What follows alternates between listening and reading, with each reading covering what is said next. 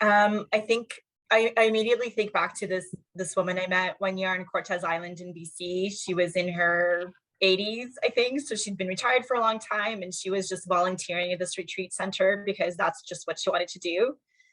And someone asked her that question, what do you regret, or what do you wish you had known earlier? And she said, the only thing I wish was that I trusted myself more. And I think that that's just something that I think back to a lot. Like I still sometimes have a lot of doubt and insecurity, and I'm not really sure, I start a new project at work or I take on some new responsibility and I just feel like, a fraud. It still happens. But I think when I was younger, as I mentioned, not having that clear perspective of like, where do I need to be, and really comparing myself to other people, I just didn't trust myself that I knew what was right for me, what felt right, what the decisions were that I needed to make, that I could go after jobs that maybe I felt like I, didn't have the full list of credentials. I don't know if you all know that stat that especially women tend to not apply for jobs unless they have 90% or more of the skills, whereas for men it's like 50%, they'll just apply. So there's a lot of that. So I kind of feel like, it's difficult to say that it's something that you can just do, but I think there's methods to start to, or I wish I had started to talk to myself in a more like affirmative way, like that I could do certain things that I in my case, because I didn't go to grad school, I think I felt like, oh well, I don't have a master's, that so people aren't going to be interested. And I look back now and I see that there were opportunities that were available to me that I decided I wasn't good enough for. So I wish that, yeah, that I just had more confidence, and like that woman told me, just trusted myself more to know that I could do the really hard things and the new things, and would have been okay. I think for me, it's kind of that maybe just getting comfortable with change earlier on. So like I said earlier, you never really know what life's going to throw at you, and there's so much we can control, and there's a lot that we can't. It's just kind of managing to distinguish in your head between those two things as well.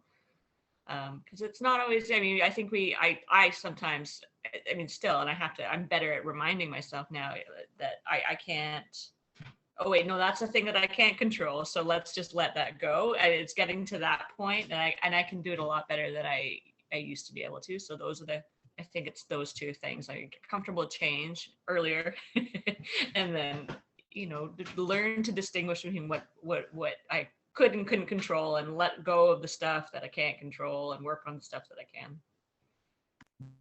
On that point, for me, it's the don't be so hard on yourself. I have a tendency toward perfectionism, and it hasn't served me well. And it took me far too long to start dealing with that, and like just try to get rid of that mindset. It's great to want to strive for excellence, but if it's affecting your mental health, if it's affecting your relationships with other people, or if you're not cultivating those because you are so focused in one direction, then it's not serving you the way you think it is. And to that end, your relationships with people are the most important thing. That is 100%, like Jen has said, that is how you get jobs. It's through your relationships with people. And there's all kinds of unfairness around that. But I'll tell you, if you do get a reputation for being someone who is good to work with, if you work well with others, and if you're kind and empathetic, it will open doors for you. And that is one of the number one qualities that I look for when I'm hiring. I want someone that when I go into the office, I look forward to working with them. It's not about the attitude or the struggle. It's about working together toward a shared goal.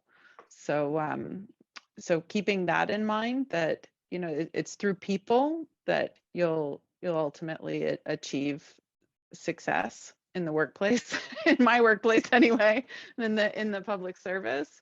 That's something I wish I had known earlier, you know, your merit will get you so far, but the way that you treat people and interact with people, and the feelings that you give to them, the feelings they have about you when you work together, are the things that last, and that'll help you to achieve your goals more so than being dogged in pursuit of them.